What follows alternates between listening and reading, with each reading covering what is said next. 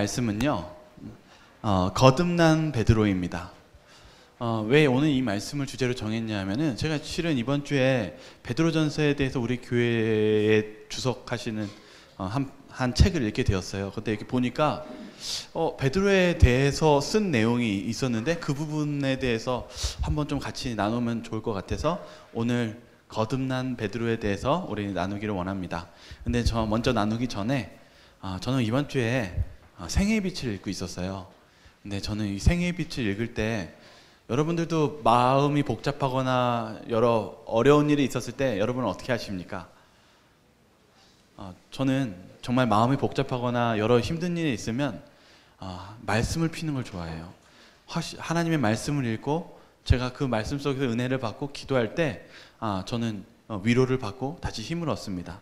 제가 이번 주에 읽었던 마음의 위로를 받았던 게 바로 13장 주 안에서 기뻐함입니다. 여러분들 한번 제가 읽어드릴게요. 사단은 그가 하나님의 자녀들을 불신과 낭만 가운데 빠지게 할 수 있을 때에 크게 기뻐한다. 인생의 길을 걸어가고 있는 많은 사람은 저희의 잘못과 실패와 실망에 대하여 자꾸 생각함으로 저희의 마음이 근심과 낭망으로 가득 차게 된다. 혹시 여러분들도 그렇게 마음에 낭망되고 근심으로 가득 찰 때가 있으십니까? 근데 사단은 그걸 제일 기뻐한대요. 그러나 여러분 염려하지 마시기 바랍니다. 이 장의 내용은 주 안에서 기뻐할 수 있다라고 얘기하고 있습니다. 뭐라고 얘기하냐면 하나님께서 우리에게 제공하여 주신 마음에 생각할 명랑한 제목들에 대하여 감사하자. 우리는 하나님의 사랑에 대한 복된 보증들을 모아가지고 그것들을 늘 바라보자. 그리스도인들은 비록 이 세상에서라도 그리스도와 교통하는 기쁨을 누릴 수 있으며 위안을 누릴 수도 있다. 그런즉 우리가 우리의 담대함을 버리지 말고 전보다 더욱 굳은 확신을 가지자. 그는 또한 끝까지 우리를 도우실 것이다. 위로가 되십니까? 네, 여러분, 하나님은 여러분들에게 위로해 주시는 하나님이시며 힘을 주시는 하나님이시기 때문에 낭망할 필요가 없습니다. 낭망은 사단이 주는 것입니다. 그러나 우리가 하나님께 나아간다면 하나님은 우리에게 기쁨과 우리에게 힘과 위로를 주실 것입니다. 그래서 우리가 말씀 속에서 하나님을 만나는 것이 필요합니다. 저는 이번 주에 베드로에 대한 책을 읽고 있었습니다. 근데 베드로는요, 이 노년에 이런 말을 했대요. 노년에 그가 뭐라고 얘기했는지 한번 궁금하지 않습니까? 한번 같이 한번 읽어보겠습니다. 같이 읽겠습니다. 베드로전서 1장 3절입니다. 시작. 우리 주 예수 그리스도의 아버지 하나님을 찬송하리로다. 그의 많으신 긍휼대로 예수 그리스도를 죽은 자 가운데서 부활하게 하심으로 말미암아 우리를 거듭나게 하사 산 소망이 있게 하시며. 베드로는요 뭐라고 얘기했냐면 하나님이요 우리를 긍휼하게 대해줘서 하나님은 우리에게 자비롭게 우리를 자비로우신 하나님이라고 소개합니다. 그러면서 뭐라고 얘기하냐면 우리에게 소망이 있대요. 베드로가 체험한 것입니다. 예수님을 만나고요. 베드로는 무엇 속에서 자신에게 희망이 있고 소망이 있다라고 얘기했냐면 이렇게 얘기해요. 우리를 거듭나게 해줬대요. 다시 태어나게 해주셔서 베드로에게는 뭐가 있다고요? 소망이 있대요. 왜 그러냐면 여기 이렇게 얘기하고 있어요. 긍휼대로 예수 그리스도를, 예수님이 베드로를 못하게 여기셔서 소망이 있어요? 불쌍하게 여겨서. 그러니까 베드로가 잘했다는 거예요? 못했다는 거예요? 뭐가 자격이 있다는 거예요? 아니요. 분명히 여기 오늘 나이 많은 베드로, 이제 거의 죽음을 앞두는 이 베드로는 우리에게 희망이 있고 소망이 있대요. 뭐냐면 내가 다시 태어날 수 있는데 무엇 할 수 있어요? 무엇 때문에? 예수님이 나를 불쌍히 여겨줘서 자비를 베풀어서 희망이 있다라고 얘기합니다. 이게 무엇인지 오늘 같이 한번 봅시다. 왜냐하면 저도 요번에 이렇게 베드로서를 읽고 베드로에 대한 삶을 보면서 이게 이런 의미도 있었구나라고 한번 다시 깨닫는 부분이 있었습니다. 그래서 여러분들이 봤을 때는 어떤 깊은 내용이 아닐 수도 있을지 모르지만은 여러분들 삶을 한번 되짚어 보면서 베드로와 비교하시면서 나아가시는 그런 시간이 되기를 소망합니다. 예수님이요 베드로에게 한 일이 있었어요. 그게 무엇이었냐면 이름을 지어주시는 일이었습니다. 한번 같이 한번 읽어보겠습니다. 요한복음 1장 42절입니다. 같이 읽어볼까요? 시작. 예수께서 보시고 이르시되 내가 요한의 아들 시몬이니 장차 게바라 하리라 하시니라. 게바는 번역하면 베드로라. 이 게바라는 말은 아람어이고 헬라어는 베드로입니다. 같은 뜻이에요. 왜 예수님은 왜 베드로에게 새 이름을 주셨을까요? 여러분들, 제가 어떤 분이 저한테 그러셨는데 저한테 이러더라고요. 목사님, 저 침례 받았는데 새 이름 안 주세요? 이렇게 얘기하시는 거예요. 왜냐하면은 어떤 로마 교회 카톨릭이나 그런 데서는 새 이름을 주기도 하기 때문입니다. 왜 여러분, 왜 예수님은 오늘 이렇게 베드로를 바라볼 때 왜 새 이름을 주셨을까요? 우리 한번 이거 생각해 볼 필요가 있습니다. 근데 실은 로마 교회에서는 이 게바라는 뜻을 뭐로 해석하냐면 반석으로 해석해요. 반석일까요? 실은 반석은 누구죠? 예수님이에요. 왜냐하면 반석 위에 교회를 세우셨는데 그 반석은 절대 베드로가 아닙니다. 누구예요? 예수님이에요. 그러면 이 게바는 뭘까요? 저도 이거 사전적 의미를 찾아봤는데 바위 조각이라는 뜻을 가지고 있고, 또 어떤 의미 속에서는 이렇게 좀 못난 좀 바위 이런 뜻을 가지고 있습니다. 다시 말하면 예수님의 반석과는 다른 의미입니다.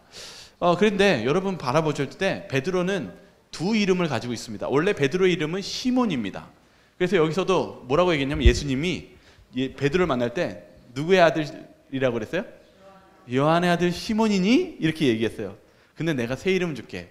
너는 게바, 베드로다. 이렇게 두 가지의 이름을 받게 되었습니다.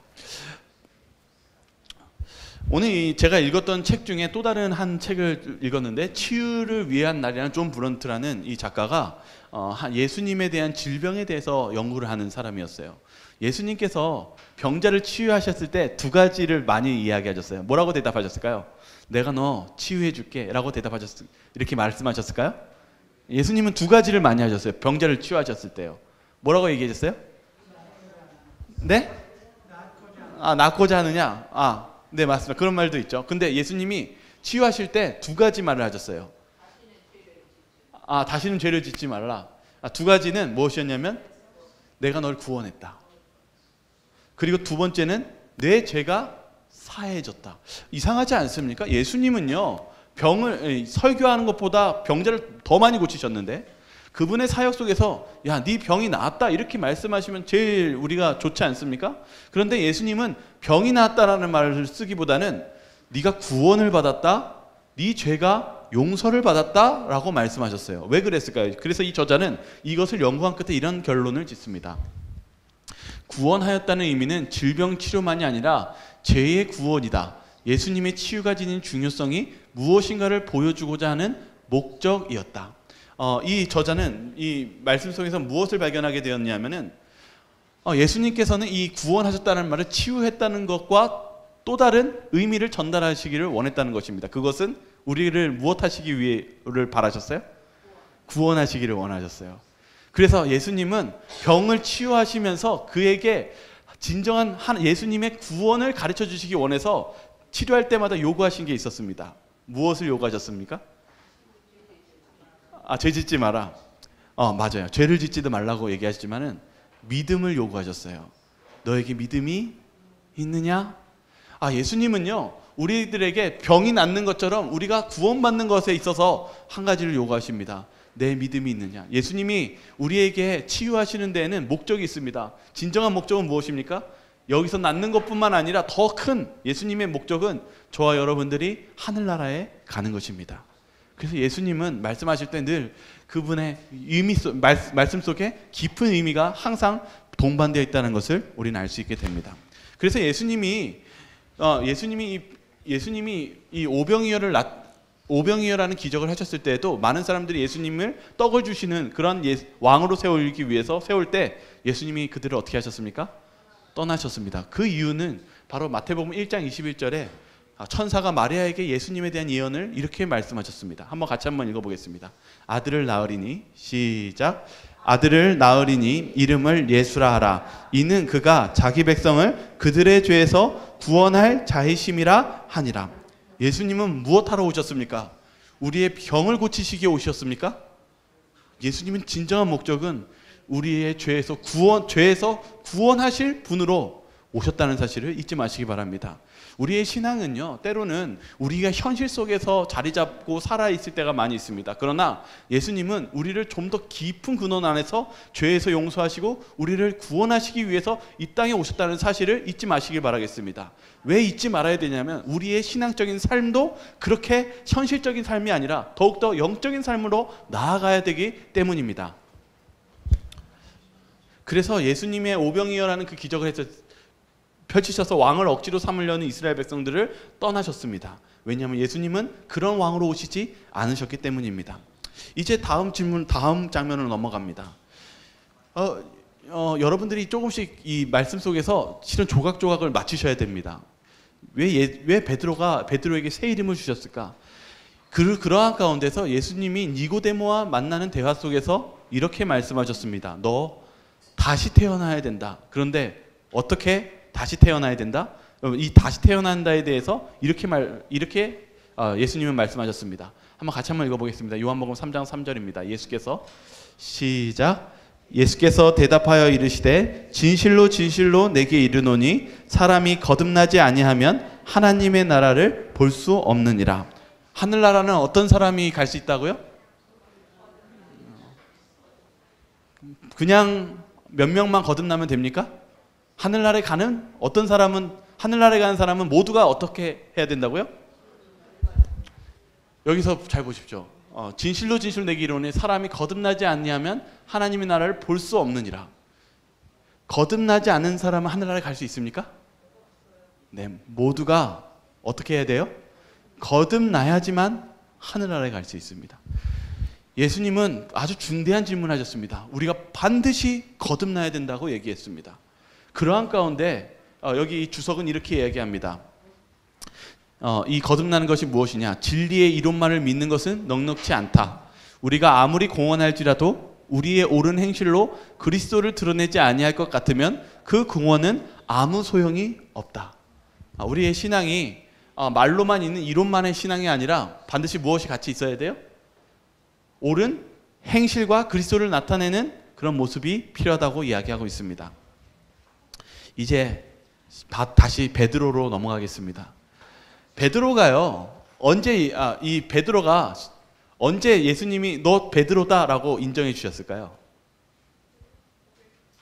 고백했을 때요. 제가 이렇게 성경 보니까요, 베드로는 시몬이라고 불릴 때도 있었고 베드로라고도 불릴 때가 있었어요. 그럼 언제 베드로라고 불렸을까요? 언제 시몬이라고 불렀을까요? 여기 한번 보죠.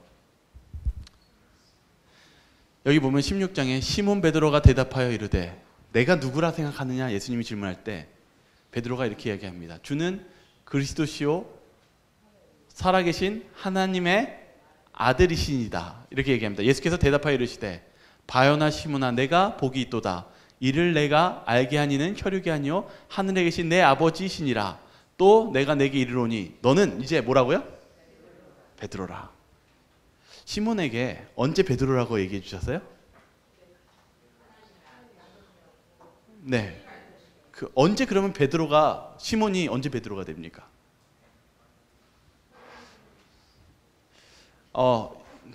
이 장면만 봐도 알 수 있는 것은 시몬이 성령님이 주시는 하나님의 말씀에 입각한 말을 할 때 시몬은 뭐가 됩니까? 베드로가 됩니다. 여기에 처음으로 인정합니다. 근데 그 베드로가 영원한 베드로가 돼요? 안 돼요. 이렇게 잘할 것 같은 베드로가 예수님이 붙잡혔을 때 어떻게 됐습니까? 베드로가 십자가에 달리실 때 마태복음 26장 33절 이렇게 얘기했습니다. 베드로가 대답하여 이르되 모두 주를 버릴지라도 나는 결코 버리지 않겠나이다. 베드로가 그래서 무엇을 꺼내버렸어요? 칼을 꺼내서 어떻게 했습니까? 맞아요. 귀를 잘라버리는 그런 무모한 짓을 했습니다. 여러분 여기 한번 읽어보세요. 베드로에 있어서 뭐라고 얘기합니까? 시몬 베드로입니다. 오늘 이 말씀 속에서 우리 한번 생각해 볼 필요가 있어요. 베드로는 두 가지 이름으로 살았습니다. 시몬으로도 살았고 베드로의 이름으로 살았습니다. 여러분 우리의 인생이요 이중적인 의미를 살 수가 있습니다. 우리는 때론 시몬과 같이 살 때가 있고 때론 베드로와 같이 살 때가 있습니다. 여러분은 어떤 삶을 살고 계십니까? 여기 오늘 여기서 갈라디아서 5장 17절은 우리가 그러한 삶을 시몬과 베드로의 두 가지 삶을 선택하며 살 수 있다는 것을 경고하고 있습니다. 갈라디아서 5장 17절 같이 한번 읽겠습니다. 육체의 소욕은 같이 읽겠습니다. 시작. 육체의 소욕은 성령을 거스르고 성령은 육체를 거스르나니 이 둘이 서로 대적하므로 너희가 원하는 것을 하지 못하게 하려 함이니라. 이 갈라디아서는 얘기하고 있습니다. 우리 안에 두 존재가 싸우고 있다고 그랬죠. 어떤 존재가 싸우고 있어요? 성과 악, 육적인 존재와 그리고 영적인 존재가 함께 싸우고 있다라고 이야기하고 있습니다. 여러분, 베드로가 이 예수님의 제자로서 살지만 그의 안에는 뭐가 어떤 존재가 싸우고 있어요? 성과 악이 서로 부딪히며 싸우고 있다는 사실입니다. 오늘날 우리는 어떻습니까? 우리의 삶 속에 이 시몬이 우리 마음속에 남아있지 않습니까? 때로는 우리 마음속에 베드로의 그 정신이 남아있지는 않습니까? 우리는 이 두 존재를 같이 매일 매순간 살아가면서 살고 있습니다. 여러분, 이 시몬과 베드로가 같이 살고 있는 이 시대가 언제 끝날까요? 네? 죽을 때요? 언제 끝날까요? 네, 예수님 재림 때까지 우리는 이 두 존재가 같이 공존하며 살고 있습니다. 그래서 저는 이 말씀을 오늘 준비하면서 이런 생각이 들었어요. 여러분, 우리가 매일의 삶 속에 투쟁하며 살고 있습니까? 우리가 때로는 우리의 자리를 시몬에게 넘겨주고 있지는 않습니까? 우리가 어떻게 하면 우리의 마음속에 베드로가 들어올 수 있고 우리의 마음속에 정말 하나님의 말씀대로 살아가는 삶이 살아갈 수 있을까요? 정말 우리가요, 오늘 별거 아닌 것 같이 오늘 넘기시지 마시고 여러분의 신앙이 하나님과 같이 이 베드로와 같은 이 이름에 걸맞는 삶을 우리가 살 수 있는지 한번 생각해 보시기 바랍니다. 왜냐하면 베드로가 보니까 이 삶이 쉬웠어요, 어려웠어요? 여러분, 베드로와 같이 잠깐 예수님 잘 따르는 것 같았지만 순간적으로 다시 어떻게 됐어요? 다시 시몬이 되어버렸어요. 우리의 삶이 이렇게 사는 삶이 우리의 노력으로는 되지 않는다는 것을 지금 이야기하고 있습니다. 우리가 어떻게 그렇게 하나님의 말씀대로 살아가는 그 길이 가능하겠습니까? 오늘 우리가 이 심각한 마음 속에서 우리가 어떻게 하면 그렇게 살 수 있을까요? 여러분, 이사야도 뭐라고 얘기했냐면 이렇게 얘기했어요. 무릇 우리는 다 부정한 자 같아서 우리의 이는 다 더러운 옷 같으며 우리는 다 잎사귀같이 시들으며 우리의 죄악이 바람같이 우리를 몰아가나이다. 여러분, 이 이사야 선지자조차도 우리가 어떠한 존재라고 얘기하고 있어요? 우리가 처음부터 좋은 존재이고 깨끗한 존재입니까? 우리는 연약하고 죄의 더러운 옷을 가지고 있는 연약한 존재라는 것을 고백하고 있습니다. 여러분, 다윗은 뭐라고 얘기합니까? 다윗은 이렇게 이야기합니다. 하나님이여, 내 속에 정한 마음을 창조하시고 내 안에 정직한 영을 새롭게 하소서. 다윗조차도 자신의 마음이 깨끗하다고요? 너무 더러워서 실은 재창조가 일어나지 않으면 제가 깨끗해질 수 없다라고 고백합니다. 여러분, 예수님이 뭐라고 했어요? 하늘나라가 가려면 반드시 어떻게 돼야 된다고요? 거듭나야 된다고 얘기하고 있습니다. 구약도 많은 선지자들이 거듭남을 바라고 하나님께 기도하고 있습니다. 저와 여러분들도 거듭나야 되지 않겠습니까? 주님께 나아가서 재창조를 받아야 되지 않겠습니까? 저와 여러분들이 주님 앞에 나아가서 재창조함을 받으시기를 간절히 소망합니다. 왜 그랬냐면 니고데모와 예수님의 대화 속에서 어떻게 하면 재창조 거듭날 수 있다라고 예수님이 얘기했어요? 예수님이 뭐라고 했냐면 모세가 광야에서 뱀을 든 것 같이 인자도 들려야 하리니 이는 저를 믿는 자마다 영생을 얻게 하려 하심이니라. 우리가 거듭나려면 반드시 뭐가 필요하다고요? 네? 모세가 뱀을 든 것 같이 예수님의 십자가가 필요하다는 것입니다. 오늘 제가 이렇게 저도 이 책을 몇 권을 계속 읽으면서 베드로가 왜 새 이름을 주셨나 이 말씀을 계속 연구했는데, 베드로를 새 이름을 주신 이유는 베드로에게 두 가지 존재가 있다는 것을 가르쳐 주시기 위해서였어요. 육적인 시몬과 하나님을 따라가는 영적인 베드로가 같이 공존해서 예수님은 베드로가 누가 되기를 원했어요? 시몬이에요, 베드로예요? 베드로가 되기를 소망하셨어요. 근데 그 길은 예수님을 만나는 계기밖에는 없다라는 것입니다. 그래서 잠깐 제가 영상을 하나 준비했는데 베드로가 어떻게 그가 변화하는 과정이 있는지를 우리 한번 좀 보도록 하겠습니다. 베드로는요, 그가 스스로 예수님 앞에 시몬으로서 할 수 있다라고 주장했었어요. 그런데 베드로가 결국은 어떻게 됐어요? 실패했죠. 어디서 이미 실패했냐면 이 시대의 소망은 얘기합니다. 겟세마네 동산에서 실패했다고 얘기하고 있습니다. 예수님이 제자들에게 뭐라고 요청하셨어요? 나를 위해 기도해달라고 얘기하셨을 때 실은 이 기도는 이들이 그 시험을 이길 수 있는 방법은 기도밖에는 없었습니다. 그럴 때 베드로는 완전히 실패해서 결국은 자신만만했던 베드로가 그 모닥불 안에서 예수님을 몇 번 부인했습니까? 3번 부인했습니다. 그 사건 이후로 베드로는 예수님과 눈이 마주치고 죄책감 속에서 완전히 제자로서는 이미 지위를 다 잃어버린 상태로 있었습니다. 그때 예수님이 부활하시고 나서 어디서 만나 주셨어요? 바닷가. 바로 다시 어부가 되어서 물고기를 잡을 때 예수님이 다시 만나 주셨습니다. 바로 이 장면입니다. 이 장면이 베드로에게는 매우 중대한 장면이었어요. 예수님이 3번 질문하셨죠. 뭐라고 질문하셨어요? 저는 이 이름부터가 떠올라요. 예수님이 분명히 새 이름을 주셨는데 이렇게 얘기했습니다. 요한의 아들 시몬아. 아직 베드로에게는 어떤 이름으로 부르세요? 예수님이 시몬이라고 부르십니다. 시몬아, 이 사람들보다 나를 더 사랑하느냐? 우리가 잘 아는 성경절이지만 베드로에게는 이것만큼 자신의 가슴을 찌르는 성경절이 없어요. 예수님이 너 나 사랑하니? 라고 하니까 특별히 이 시대의 소망은 이렇게 이야기하고 있습니다. 베드로가 이렇게 얘기합니다. 여기에는 그의 사랑이 형제들의 사랑보다 더욱 크다는 열렬한 보증이 없다. 베드로가 뭐라고 대답했어요? 주님, 그러하나이다. 내가 주님을 사랑하는 줄 누가 안다고요? 주님께서 아시나이다. 베드로의 원래 성격은 이런 성격이 아니에요. 주님, 제가 원래 사랑한다면 원래는 시몬이었으면 어떻게 얘기해요?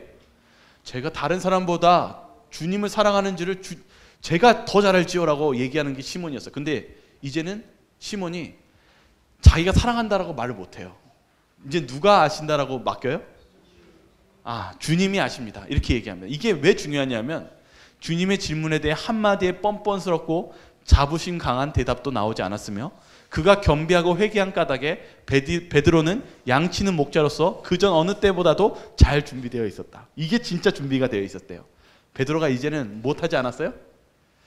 자신을 믿지 않고 자신의 자아를 어떻게 했어요? 예수님 앞에요? 완전히 굴복시켜서 누구께 맡겼습니까? 주님께 맡겼어요. 그 전에는 어떤 삶을 살았습니까? 여기 보시면 이렇게 적혀 있습니다. 지금까지 베드로는 오늘날 많은 사람이 그리스도를 알고 있는 것처럼 육체를 따라 그분을 알고 있었으나 이제 그는 더 이상 그런 제한을 받지 않았다. 지금까지 베드로는 독자적으로 행동하는 경향이 있었다. 여기서 바로 거듭남에 대해서 설명합니다. 여러분, 거듭남이 뭘까요? 오늘 베드로를 통해서 배울 점이 있어요. 거듭남이 뭘까요? 그 전까지 베드로가 어떻게 살았습니까? 시몬이 어떻게 살았습니까? 예수님보다 앞서갔어요. 예수님이 이렇게 해야 된다고 하면 그거 틀렸다고 하고 항상 어떻게 했어요? 자신의 판단과 자신의 주장과 자신을 확신하는 착각 속에 살고 있었습니다. 그러나 그가 완전히 깨지고 나서는 어떠한 삶을 살았습니까? 베드로는 예수님을 따라가기 시작했어요.